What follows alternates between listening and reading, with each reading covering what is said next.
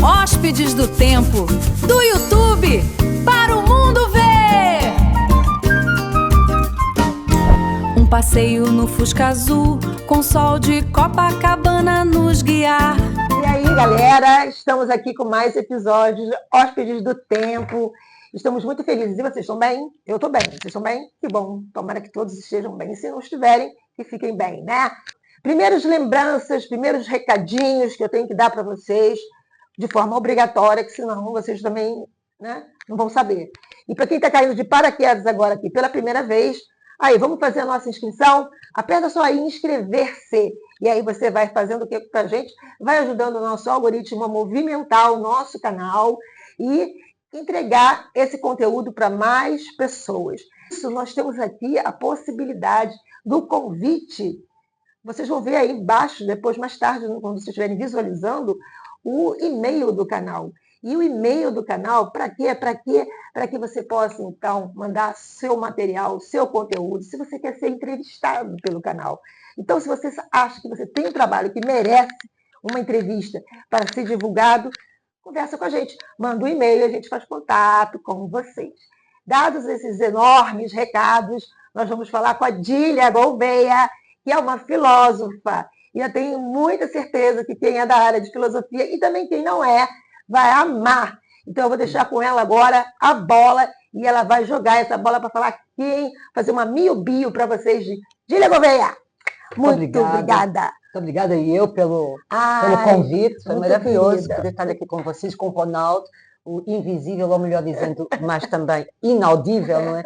Mas agora sim, agora ele se posicionou e disse: eu estou aqui. Estou aqui. Estou aqui, muito bem. Muito obrigada, viu? Obrigada também. Muito gente, obrigada pelo convite. Gente, olha só, a Dília, eu fui assistir um trabalho dela, que ela vai falar, eu não vou falar qual é o trabalho, porque ela vai falar. E eu fiquei tão apaixonada, que vocês vão amar muito mesmo, vocês vão amar. Então, eu vou deixar para você se apresentar só um pouquinho assim, para a gente entrar já no assunto. Sua formação, o pessoal gosta de saber. Bom, a minha formação é em filosofia, também em literatura. Mas quando eu vim para o Brasil, eu imaginei que o que eu queria mesmo fazer era divulgar, promover, difundir a literatura e a filosofia como modos de vida, como modos de leitura do mundo, de contato, de reflexão e, sobretudo, de problematização do mundo. E aí comecei a fazer todo um trabalho em torno disso. Então, levando filosofia para a praça, para as livrarias, para as casas dos amigos e de pessoas que convidavam também para formar grupos de estudo. E hoje nós temos aí muita coisa circulando. Filosofia à beira-mar, na Belux e Caraí. Nós temos o Clube de Leitura da Livraria da Travessa. Temos também o Filosofia a Céu Aberto, no Campo São Bento. Literatura na Praça, em Laranjeiras. E temos outros eventos que vamos fazendo. Também dou cursos online.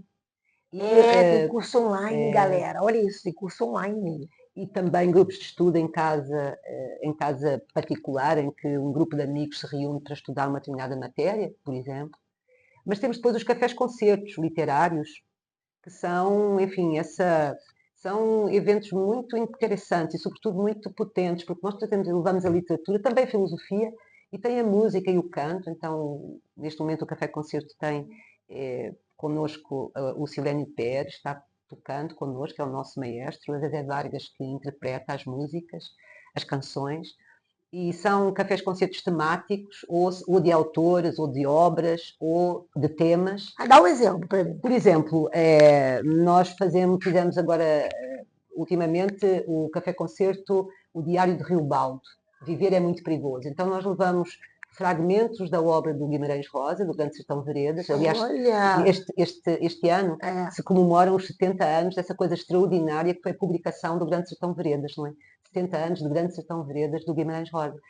Então, quando a gente traz um tema, o Diário de Rio Baldo, quando a gente diz o Diário de Rio Baldo, estamos, de alguma forma, também inspirados no Grande Sertão Veredas e reinventando aí, não um diálogo, enfim, do Rio Baldo com o seu interlocutor, como na obra, mas é como se ele estivesse escrevendo um diário.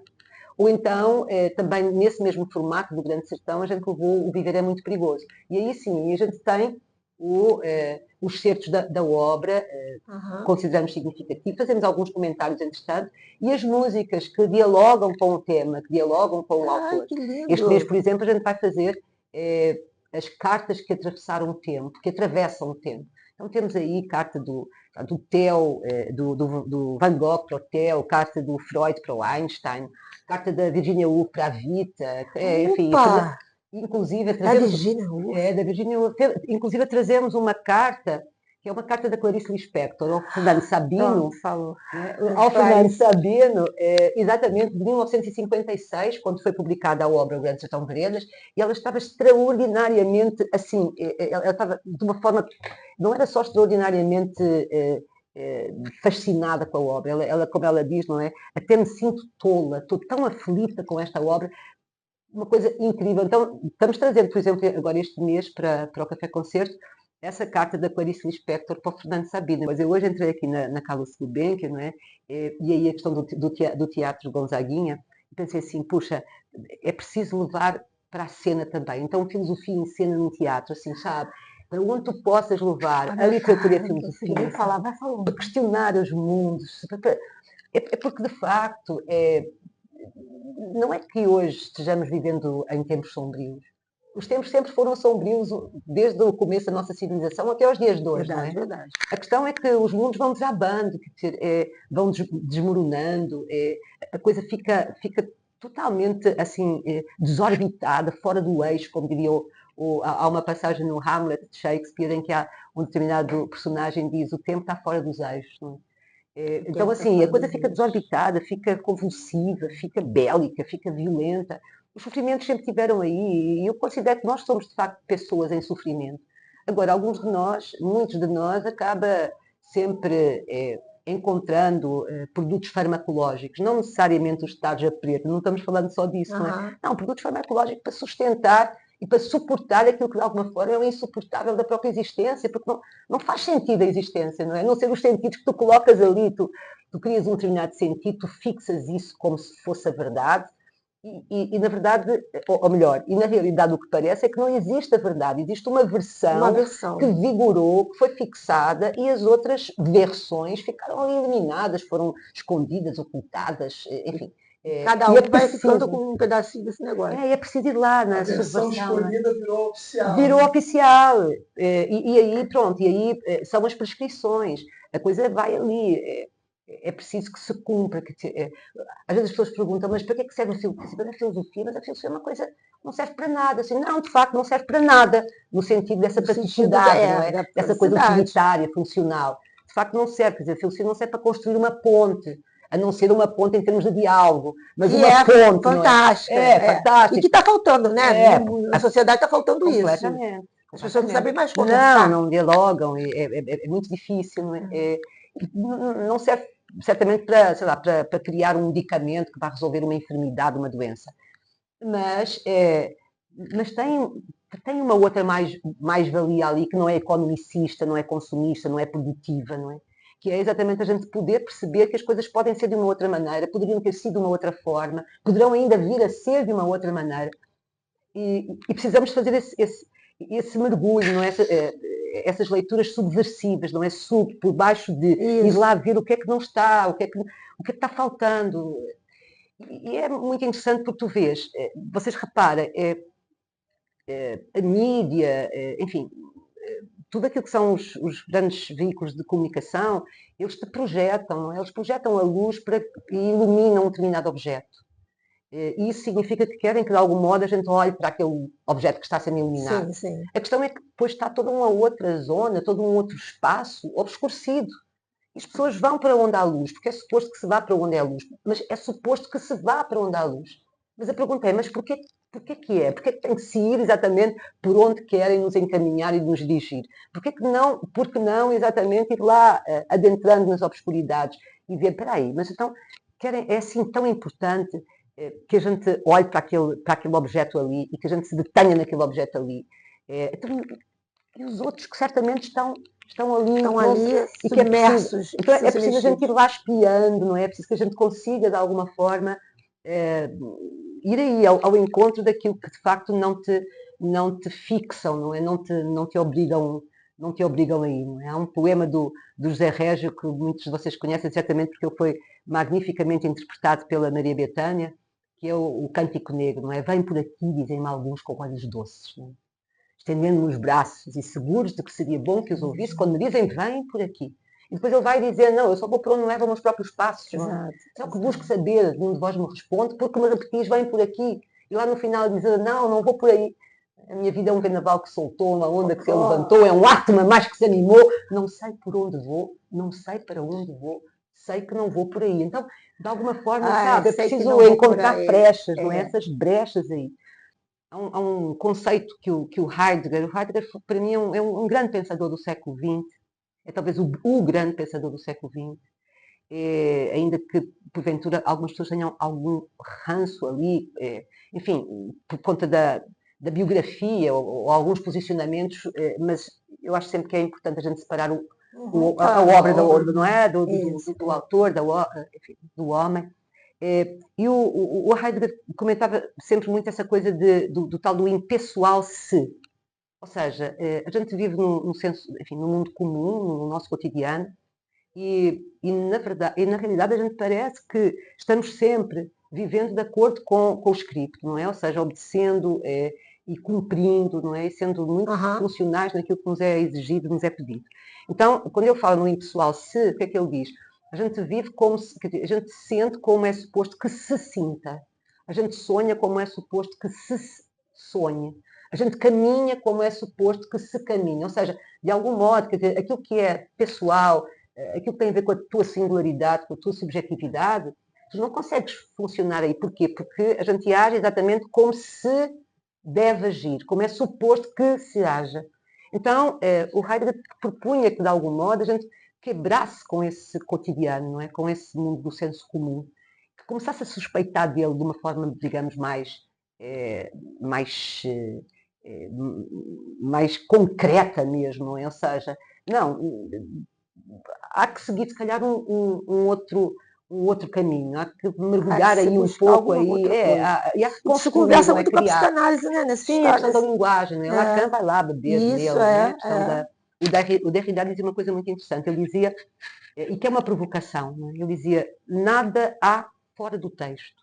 A pessoa diz assim, como assim nada há fora do texto? Olha aqui uma televisão, olha aqui a Ana, olha ali o Ronaldo, e tu respondes, como assim? Olha ali uma televisão, olha ali a Ana, olha ali o Ronaldo. Palavras, sim, textos. Então, não é que não haja alguma coisa para além que esteja fora do texto. Sim. Mas o que quer que seja que possa haver fora do texto, tu não tens acesso a isso. Tu acessas ao mundo e à realidade através da palavra, através da linguagem. Exato. Então, a gente está aí impregnados de personagens, impregnados de ideias, impregnados de valores.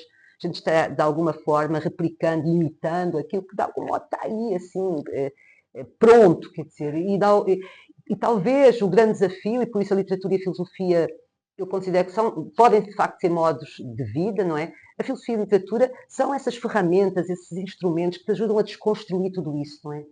Tu acabas, de algum modo, por prescrutar aquilo que não é suposto que se prescrute, não é? Que não é suposto que se veja, que não é suposto que se pense. Porque o que te dão é aquilo que é suposto que tu penses, que tu sonhes, que tu desejes.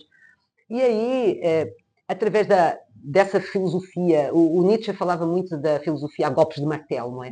É preciso a gente chegar e dar ali aquela martelada. Para quê? Para destruir e eliminar? Não.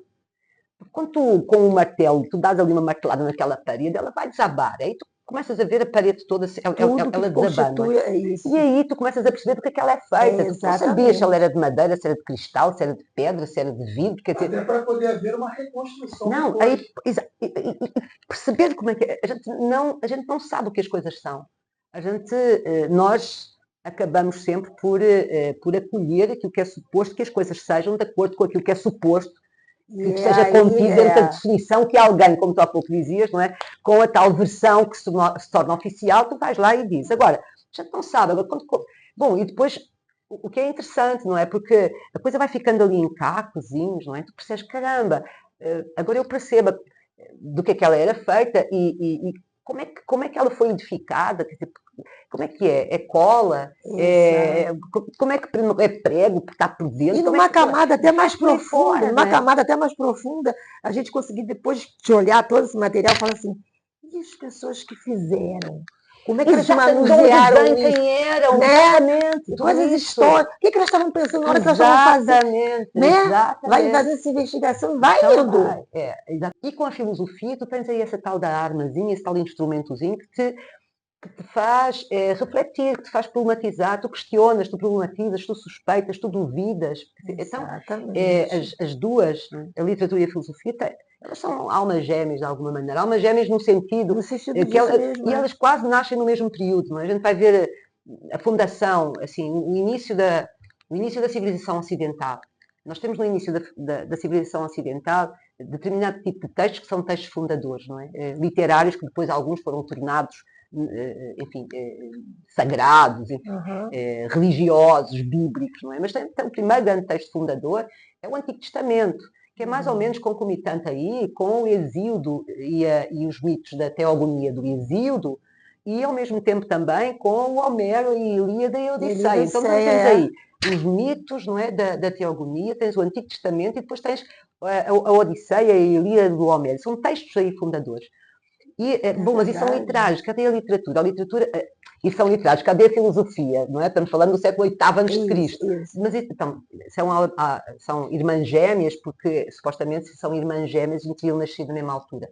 Mas é porque a gente diz que a filosofia, ou pelo menos convencionalmente, dentro daquilo que é a tradição de uma história da filosofia mais tradicional, mais academicista, tu vais ler que a filosofia nasce na Grécia com os pré-socráticos no século VI a.C. É o que fala. Porque tu achas que o Tales de Mileto, segundo a tradição academicista da história da filosofia, te diz que o Tales foi o primeiro filósofo. Mas por que não pensar que um Homero, seja ele quem for, se era uma pluralidade de vozes, se era uma mulher que desconhece ainda um pouco sobre o Homero, mas enfim, por que não pensar que já em Homero está lá a questão filosófica, não é? Exato, mas é verdade. Então está ali, não é? Então, me parece o seguinte, que as obras literárias, aquelas que são de uma potência incrível, não é? Elas são, seguramente também, para além dessa potência literária, elas já se constituem com essas versões, múltiplas versões de interpretação de mundo, não é? Filosoficamente falando. E o mesmo acontece com a filosofia. Um texto filosófico não deixa de ser um texto também literário, não é? Porque ele vem com metáforas, com alegorias, com simbologias, e que é uma infinidade, não é? Você pega, desculpa por interromper, não. Você falou agora aí, eu pensei logo no mito da caverna. Olha que coisa mais linda. Que ali é um exercício, não é só filosófico, ali tem um exercício literário também. Claro. Você compreender. Eu sou apaixonada por isso. Não, mas o mito da caverna é uma coisa maravilhosa. Não é? O Platão escreveu o mito da caverna, a alegoria da caverna, enfim.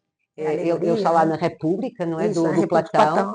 E é de uma atualidade impressionante. Quer dizer, eu diria que não é sequer de uma atualidade impressionante, porque é um texto absolutamente atemporal, não é? Atemporal, então, é um exercício atemporal, é uma vivência atemporal, que está sempre acontecendo, né? Ali, não é? Porque aqueles prisioneiros que estão lá no fundo da caverna e estão acorrentados e algemados, eles ficaram ali acorrentados e algemados durante séculos, não é? A ponto das algemas, eles estavam acorrentados ali de tornozelo, de mãos, não é? De pescoço. Então, a ponto dessas correntes se tornarem no próprio corpo. Ou seja, eles não tinham mais a ideia de que estavam acorrentados, de que estavam algemados, não é?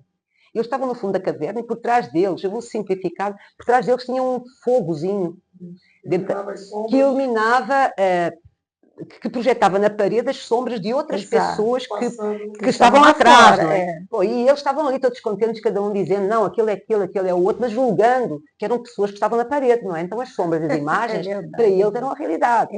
Até que finalmente um tal, agora não importa em que circunstâncias foi, mas um deles ficou sem as algemas, não é? A coisa caiu. Imagina o cara, numa bela manhã, acordar assim, e fazer um gesto com a mão, porque não se podia fazer gesto com a mão, estavam acorrentados, fazer o gesto com a mão e a mão subir.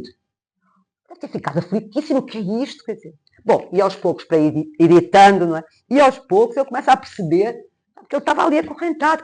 Imagina também a dor, o sofrimento daquela criatura que certamente, quando começou a dar os primeiros passos na direção contrária, Não, eu prefiro ficar lá, ir lá para onde estava, porque na seguro, verdade, não é? né, é a gente saindo da zona de conforto, Pois né? é, pois é, pois é. Mas aí, é claro que os outros jamais iriam acolher a ideia de que estavam acorrentados, porque eles estavam absolutamente seguros que eles, na maior ali. Então, Para eles a vida era aquilo. aquilo estava como se, a liberdade, quer dizer, nem imaginavam que estavam de facto acorrentados enfim, e atrelados ali. Agora, o que é perigoso, sobretudo hoje, e é tão mais perigoso quanto, é o facto de, se calhar, um grupo significativo de humanos por esse mundo afora considerarem, por habitarem, por exemplo, num sistema ou num país dito democrático, etc., que são livres, quer dizer, e isso é que é muito perigoso, quer dizer, eu imaginar que eu sou uma pessoa livre. Quando na realidade é de um perigo, sabe, né? não, porque não sou, não é? Porque nós não somos de facto livres, nesse sentido. A gente está sempre atrelado, acorrentado ali a alguma coisa, a uma convicção, a ideologia, a uma esperança, alguma coisa que é corrente, alguma coisa que amarra. Agora, o problema não é tu estás amarrada. O problema é quando tu não percebes que estás amarrada. Porque estar amarrado pode ser uma opção tua e uma escolha tua, mas é preciso que tu escolhas que queres estar amarrado. Você volta lá para o começo quando você começou a falar. Daí vai lá, não é? Então a gente precisa de algum modo de perceber, quer dizer, somos reféns do quê, não é? Você acha que questionamentos e dúvidas são o alicerce da filosofia? São, sem dúvida. São, sim. Agora, sim, a dúvida, o questionamento, a reflexão, a problematização, o espanto, não é? A surpresa, o estranhamento, não é? E ao mesmo tempo, sobretudo, essa disponibilidade, não é? Essa abertura para o outro, para a alteridade. Mas não é o outro, a alteridade que tu depois consigas, de alguma maneira, manipular e enquadrar dentro da tua moldura. Não, o outro enquanto absolutamente outro, quer dizer, e a dificuldade imensa nossa. Muita dificuldade. Muita dificuldade, muita dificuldade. Muita dificuldade. E muita dificuldade também, porventura, em imaginarmos que de facto em nós habitam pluralidades também de vozes, sabe, de conflitos, de contradições, e que é preciso a gente, de alguma maneira, não expeli-los como inconvenientes, mas dialogar com eles, não é? Exatamente. Enfrentar, confrontar a coisa e tentar, de alguma maneira, também resolver. Não? Essa coisa que nós... muita gente gosta de falar essa palavra, assim, 2 palavras à boca cheia, que é tipo, não, isso é absolutamente normal, isso é absolutamente natural. Gente, não há nada natural, não há nada normal, não é? Sempre lembrar que ser normal é cumprir a norma, então regra, preceito, não é? É tudo uma... Então, este mundo está precisando, de alguma forma, talvez mais do que nunca, não é? Nesse sentido, dessa desconstrução, sabe? Assim, que a pessoa tenha, de algum modo, a coragem, a audácia, a ousadia de se deixar, não é, contaminar, de alguma maneira, por essa apetência, por esse desejo, por essa fome, não é? Essa pulsão de vida, essa pulsão de vida e o querer saber, não é? Filosofia é isso, no fundo, é querer saber. Quer saber. Não necessariamente para eu ter um conhecimento e depois com ele dominar a coisa, controlar a coisa, subordinar a coisa. Não, porque a maior parte dos jogos humanos é nesse sentido. Quero conhecer uma coisa para poder dominar, para poder controlar e depois para poder manipular, não é? E subordinar.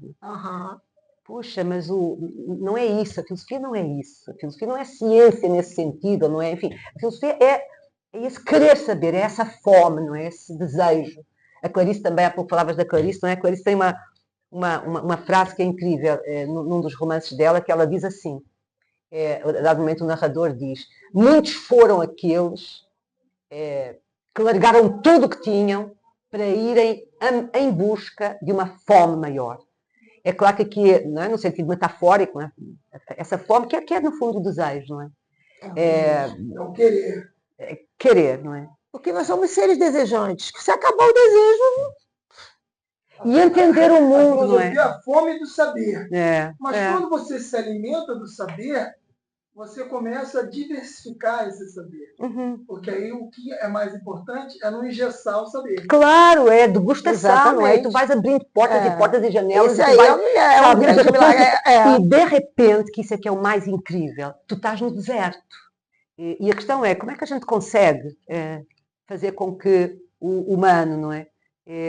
O ser humano, os seres humanos, possam, enfim, ter uma existência digna, não é? Uma existência que não seja exatamente aquela sobrecarregada, não é? Pelo peso enfim, da miséria, da violência, do sofrimento.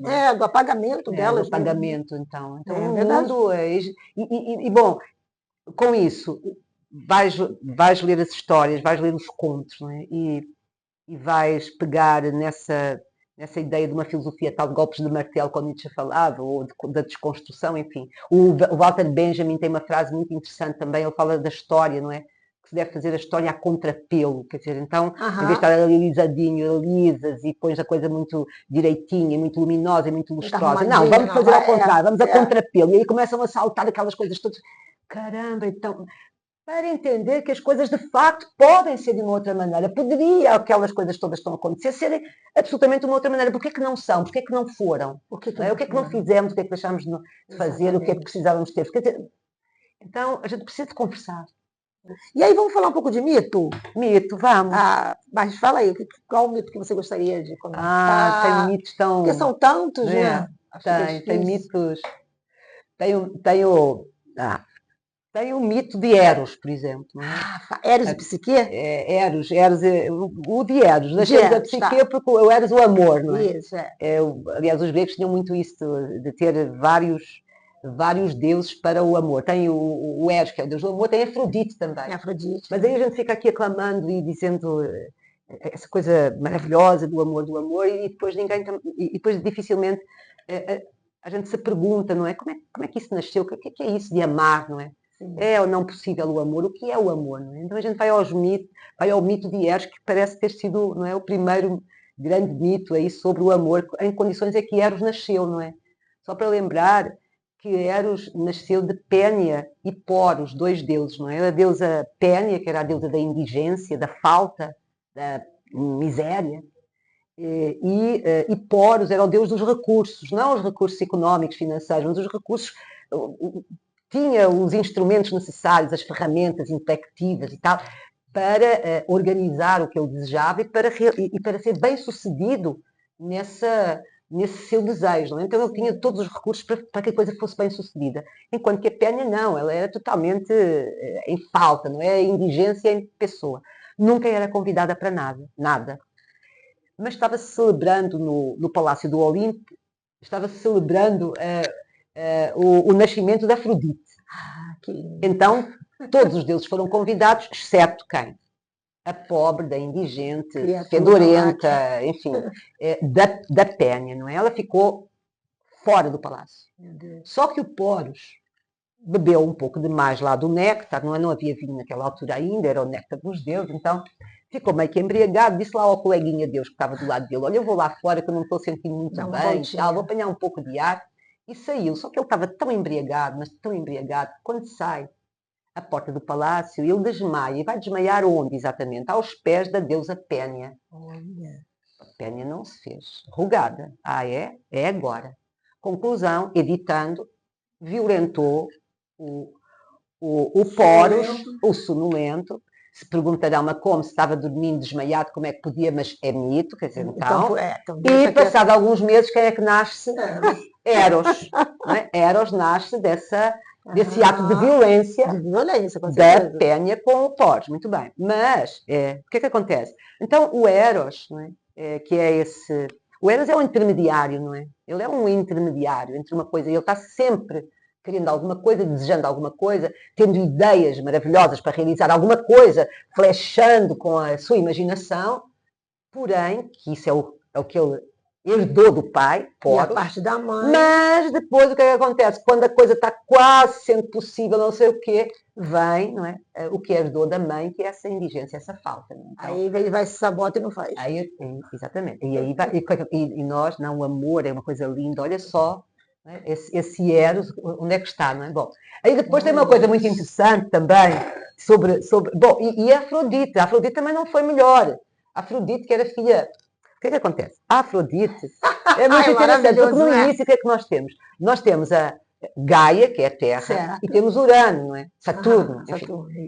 Bom, e Gaia paria diariamente centenas e centenas de milhares de criaturas. E ela estava absolutamente cansada, não é? Porque o Urano estava em cima, o Saturno lá, e ela sempre ali, assim, disponível para aquela coisa, ela não aguentava mais.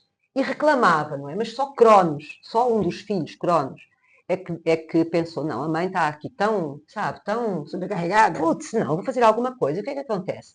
Num daqueles momentos em que Urano, não é? O tal do Saturno, está naquela posição, novamente, para cobrir, não é? Para, enfim, a Gaia, não é? A Terra, o Cronos vai com uma foice e pá!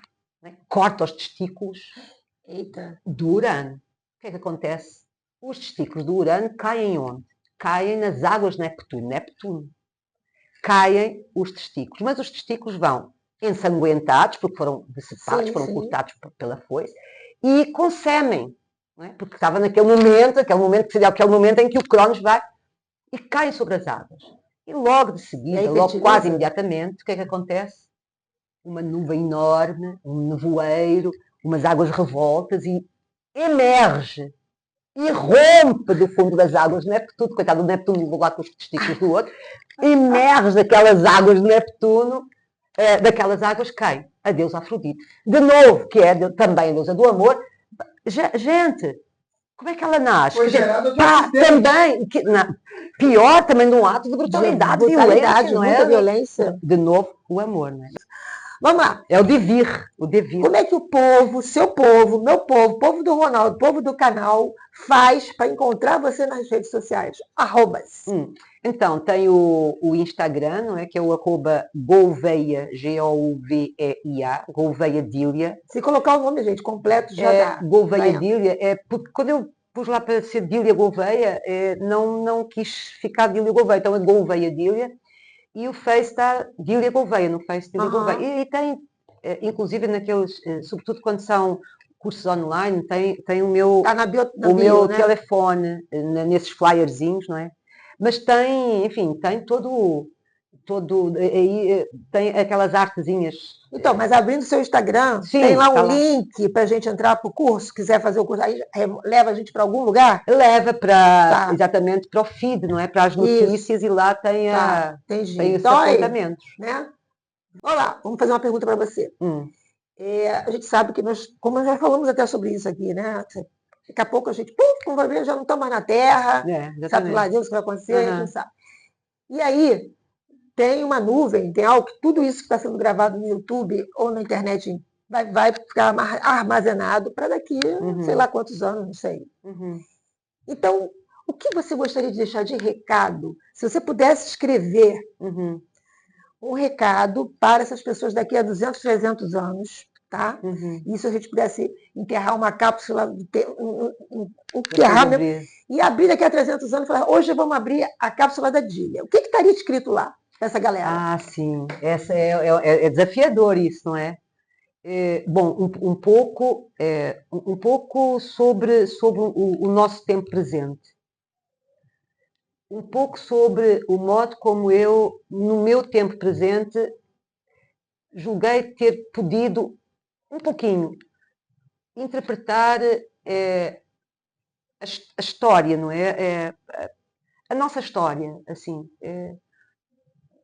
Ou pelo menos eu gostaria de dizer que me esforcei bastante, não é? Para sair um pouco dessa ilha cerceada, não é? E que eu gostaria de convidar os futuros leitores dessa mensagem, não é? Para que não desistam de o fazer, isto é, de olharem atentamente, de perscrutarem o mundo, o outro, de entender, de procurar entender. Eu quero te fazer uma pergunta. Vamos lá.